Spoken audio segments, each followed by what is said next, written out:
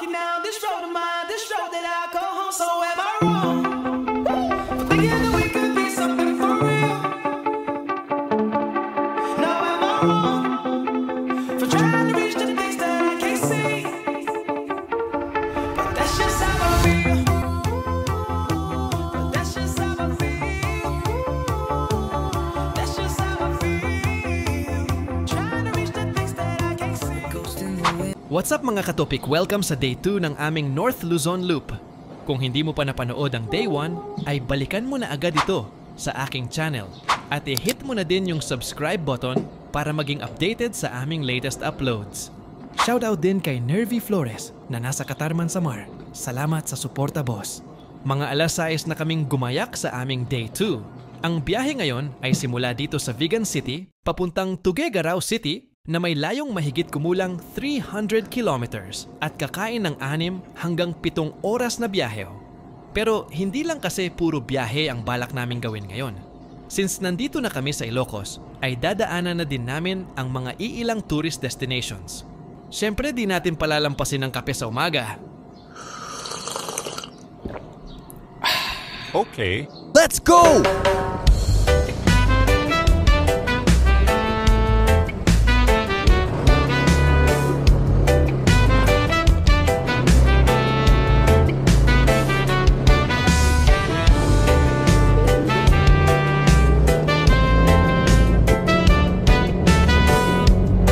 Mula sa tinutuluyan namin ay may layong 40 kilometers o 1 oras na biyahe bago marating ang arko ng Ilocos Norte.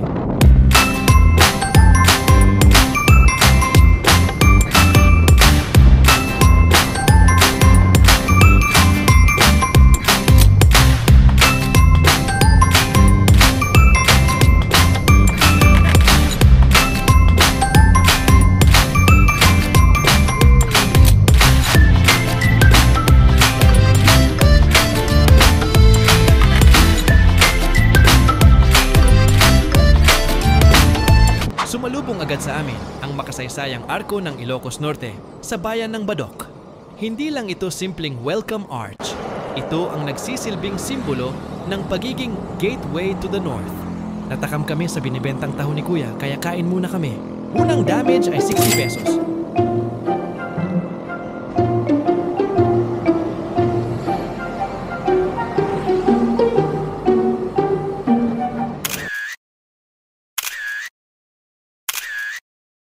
Pagkatapos ng maikling pahinga at picture taking, ay tinungo na namin ang Pauway Church.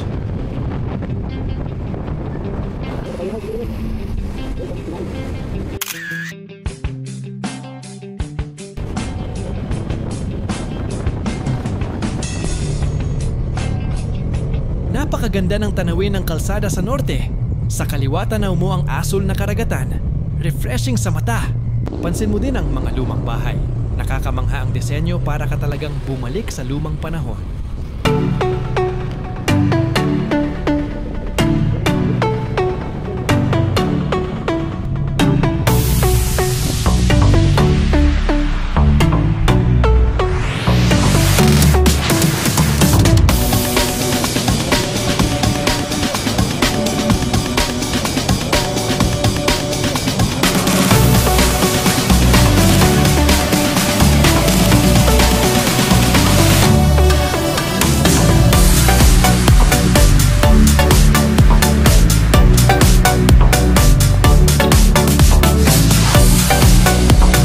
Mga katopik, andito tayo ngayon sa harap ng kilalang Pauway Church o St. Augustine Church.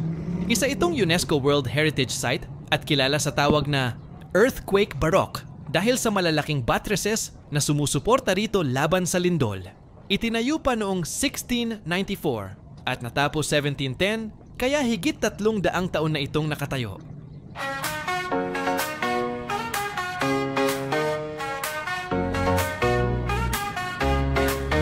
Sun is shining all day, sand between my toes, waves crashing on the bay, feel that warm breeze blow.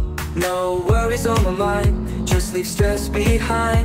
Palm trees in the line, find that peace I find. Vacation time, I'm feeling so fine, living in the moment, sipping on sunshine. Pagkatapos kumuha ng picture sa Poway Church, hindi na kami nagtagal kasi excited na kami sa susunod na pupuntahan, ang Bangi Windmill.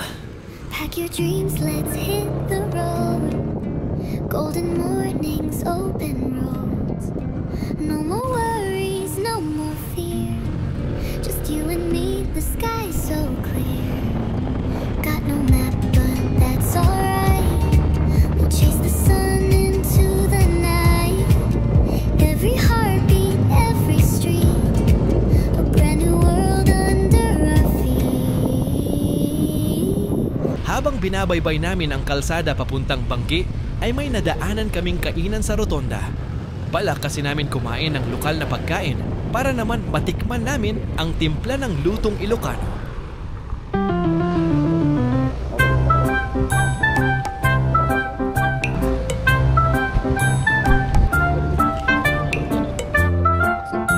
Ang in-order namin ay tinatawag nilang paksiw, lamang loob ng baka na may sabaw. Masarap ang kain namin. Ang tindera ng kainan ay medyo hindi nakakaintindi ng Tagalog, pero buti na lang at hindi ako nahirapan magsabi ng naiisa pa pong inapoy. Back to the road na naman tayo mga katopik. Ang sarap ng paksiw ng Ilocano, the best. Take me to the place I used to run. Remember the house where I was born. But baby, you don't know me. My baby, you don't know. I'll show you all the stars I used to hide. No one ever seemed to realize. But baby, you will know me.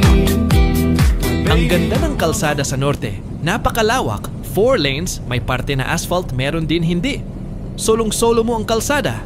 Maganda ang mga tanawin, may bundok sa kanan at asul na dagat sa kaliwa. Sarap talaga mag-rides.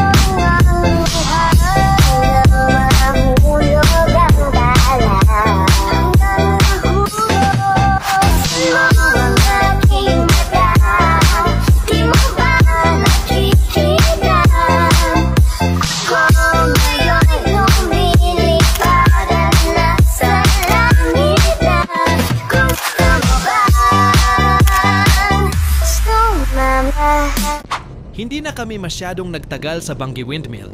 Bawal din kasi pumasok for safety purposes kasi ongoing ang kanilang maintenance. Agad na namin tinahak ang kalsada papuntang Patapat Viaduct sa Pagudpud.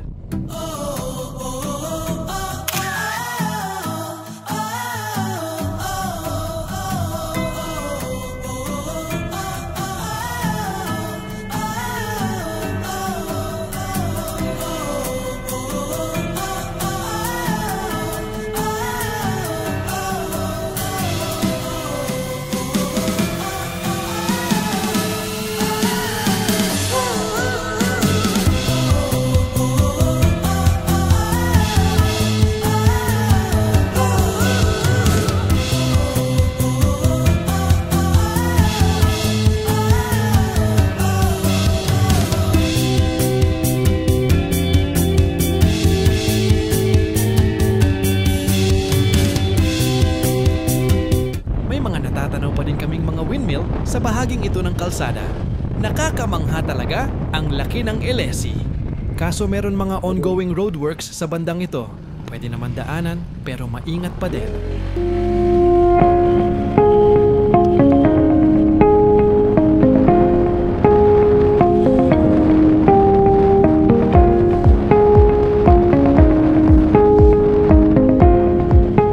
Kaso may aberya kami sa parting ito ng daan. Nahulog sa kalsada ang gulong at nabalahaw ang low bed na may kargang crane. 30 minutes din kaming naghintay pero hindi niya magawang makaahon dahil ongoing ang pagbuhos ng semento sa kabilang bahagi ng kalsada. Tinangka na namin magre-route kasi nasasayang na ang oras namin pero may ibang motorista ang pinilit ang pagpasok sa kabilang bahagi nito. Kaya ginaya na din namin sila.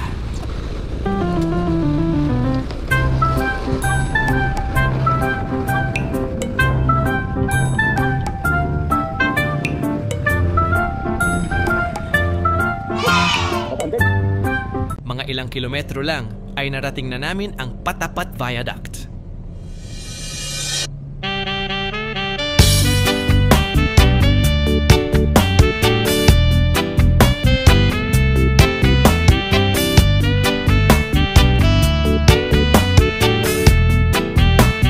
Ang Patapat Viaduct ay isa sa mga pangarap kong marating ng nakamotor. First time namin dito at sobra kami namangha sa ganda ng bridge na to. Tinaguriang the French Riviera of the North dahil sa mala coastal road na tanawin. Isa itong coastal bridge na may habang halos 1.3 kilometro na nakadikit sa gilid ng Cordillera Mountain Range. Naitayo ito noong 1986 para magsilbing bypass road. Dati kasi madalas magkaroon ng landslide sa lugar.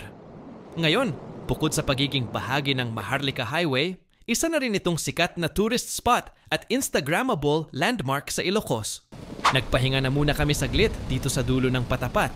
May mga nagtitinda kasi dito ng empanada at buko juice tamang-tama sa mainit na panahon. Ang sarap tumambay dito. Naririnig mo yung hampas ng alon ng dagat at ramdam mo din ang hangin. Lumarga na agad kami pagkatapos ng konting pahinga. Ang Pagudpud ang pinakahuling bayan ng Ilocos Norte. Babaybayin na naman namin ang Cordillera Administrative Region. May mahigit kumulang 5 hours pa papuntang Tuguegarao City.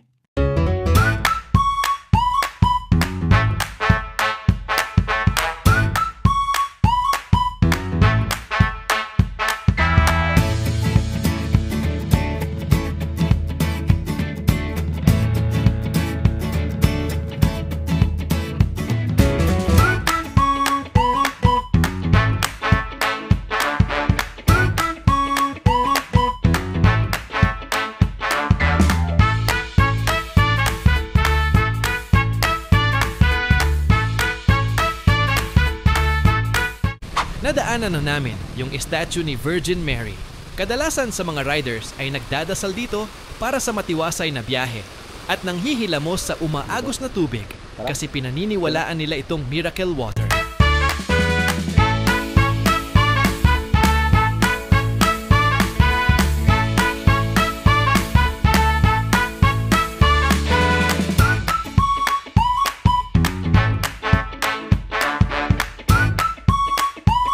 Medyo nakakatakot sa bahaging ito ng kalsada. May backhoe sa taas na naghuhukay at risky masyado ang pagdaan since wala naman barricade at anytime pwede itong malaglag.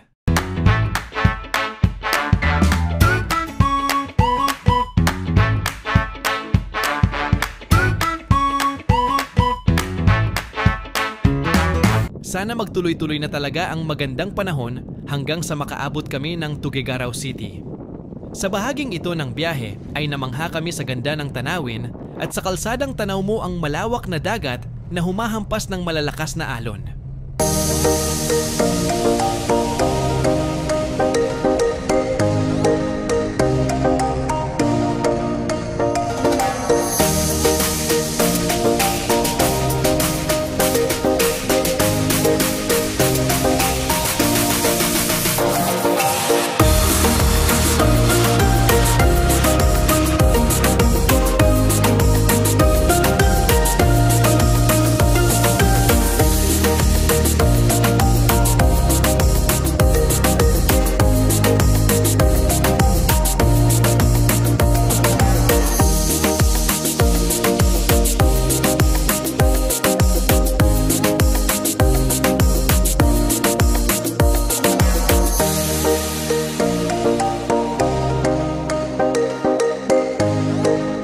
Sa parting ito ng kalsada ay tanaw mo na ang mga malalawak na bukirin na tinataniman ng mga palay.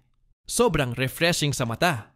Sa bahaging ito ay nag-alala na kami kasi makulimlim na ang kalangitan sa unahang banda. Akala namin ay ganoon talaga doon at fog lang yon, ngunit mali ang aming inakala. Sinalubong kami ng napakalakas na ulan at kinailangan namin sumilong para makapagpalit ng raincoat. Sinigurado talaga namin na may dala kaming raincoat at tsinelas sa biyaheng ito. Hindi mo naman kasi hawak ang panahon, kaya mas maigi na yung palaging handa sa biyahe.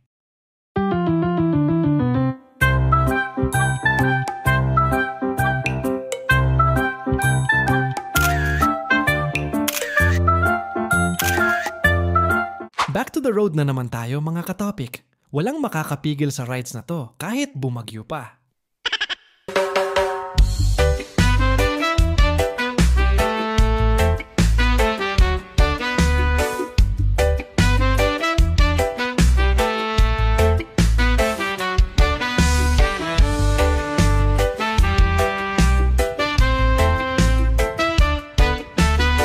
Sa bahaging ito ng Cagayan ay walang ulan. Pero hindi na kami nagpakampante pa. Di na kami nagpalit ng suot kasi baka may sumalubong na naman ulit na ulan. Busy ang kalsada dito banda. Marami silang inaayos at may mga nakatambak na pre-installed na bakal. Pansin mo din na hindi pa natatapos ang dinadaanan namin. Ongoing pa lang ang paggawa nila.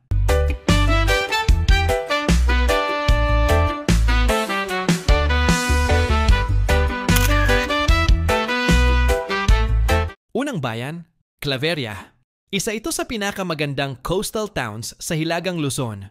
Dito makikita ang Lakay-Lakay Rock Formation na ayon sa alamat ay isang higanteng naging bato. Habang binabaybay natin ang kalsada, makikita ang mahahabang baybayin at minsan ay mga bangkang nangingisda. Huminto kami saglit sa spot na to. Napakaganda ng view, tanaw mo ang lawak ng karagatan at masarap magpahangin. Mula Claveria, papasok tayo sa Sanchez Mira. Mas rural ang vibe dito. Palayan, taniman ng mais, at mga baryong tahimik. Madalas din tanawin dito ang mga bukirin na nakapalibot sa bundok.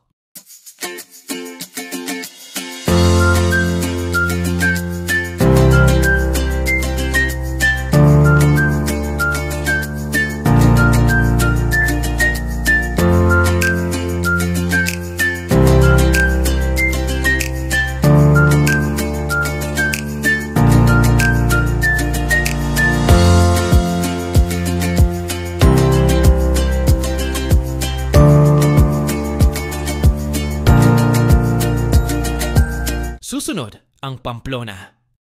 Simple at tahimik na bayan, pero dito ramdam ang probinsya vibes. Kung mapapansin mo, makikitid ang ilang kalsada, pero sulit dahil sa fresh na hangin at tanawin ng kalikasan.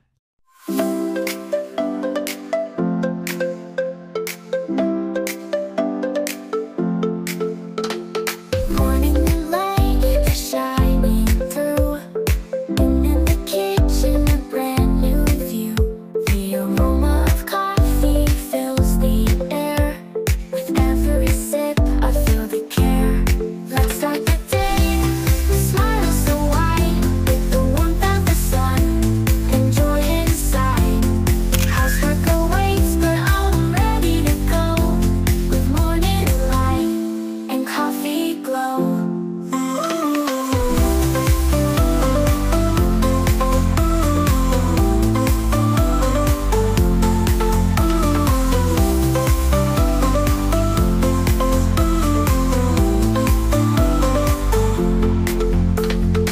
Pagdating ng Abulog, dito na malapit ang bunganga ng Cagayan River, ang pinakamahabang ilog sa buong Pilipinas.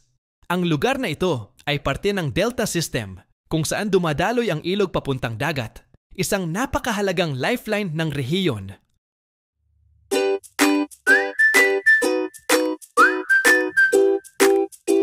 Huminto na muna kami sa isang gasoline station. Ang nadagdag sa expenses natin ngayong araw ay 290 pesos. Tuloy tayo sa Ballesteros. Isa itong coastal town din at makikita rito ang mga makasaysayang lumang simbahan na naiwan pa noong panahon ng Kastila. Kung hilig mo ang kasaysayan, dito magandang huminto sandali.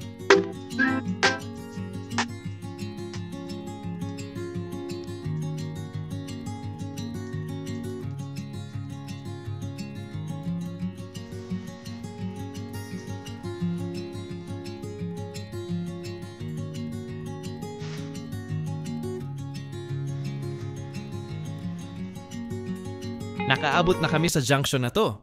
Ngunit hinahanap namin yung Arko ng Apari. Ibang ruta pala na daanan namin. Kaya binalikan namin ito sa kabilang kalsada. Nasa 30 minutes din bago namin ito narating. Kinailangan namin ito puntahan kasi kasama ito sa loop na aming dadaanan. Pangarap ko din makapicture sa Apari Arch kaya hindi pwedeng palampasin to. Hindi na tumitigil ang ulan. Malamig na aming pakiramdam kahit naka-raincoat. Ngunit nang makita namin ang Arko ng Apari ay napaka-fulfilling. Nasa dulo na kami ng Pilipinas!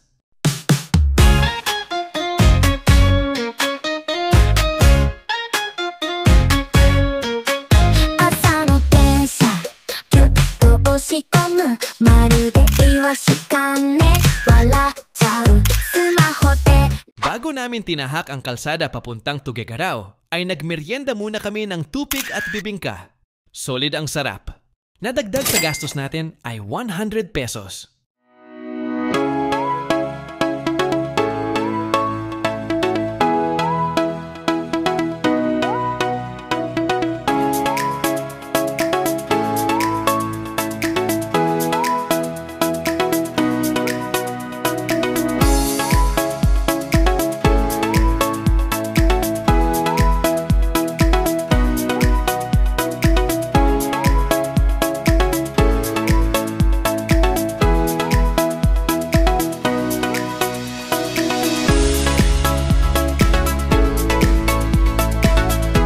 Bago pumasok sa Tuguegarao, may ilang bayan pa tayong dadaanan. Sa Alcala, mararamdaman mo na malawak ang taniman at dito matatagpuan ang Barangay Baybayog. Isang tahimik na lugar na puno ng bukirin. Perfect spot para huminga ng malalim habang nakasakay sa motor.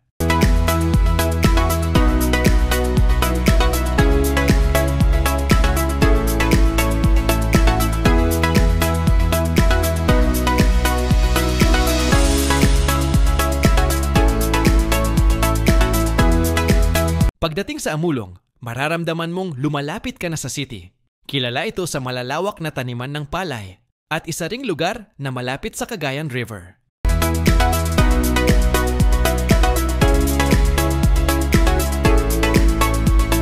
Susunod, ang Igwig, isang bayan na mayaman sa kultura at relihiyon. Dito makikita ang sikat na Calvary Hills na may life-sized Stations of the Cross na nakatanaw sa Cagayan River. Isa itong spiritual landmark na dinadayo ng mga pilgrims at biyahero.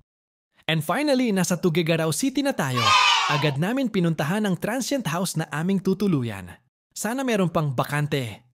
Nabigo kami sa transient na aming pinuntahan. Fully booked na daw kasi sila. Kaya nag-decide na lang kami na kumain muna ng batil patong ang sikat na pansit sa Tuguegarao. Ang salitang batil ay mula sa Ibanag word na ibig sabihin ay binatil o beaten egg na hinalo sa sabaw. Habang ang patong naman ay tumutukoy sa ulam na nakapatong sa pansit. Madalas giniling na baka, itlog at minsan may chicharon pa. Kakaiba ito dahil may kasamang sabaw na dapat mong isawsaw o inumin habang kumakain ng pansit. Ang bait ng restaurant owner ng pinagkainan namin. Itinuro nila sa amin yung tamang paraan sa pagkain nito. Nahahalata yata nila na dayo kami dito.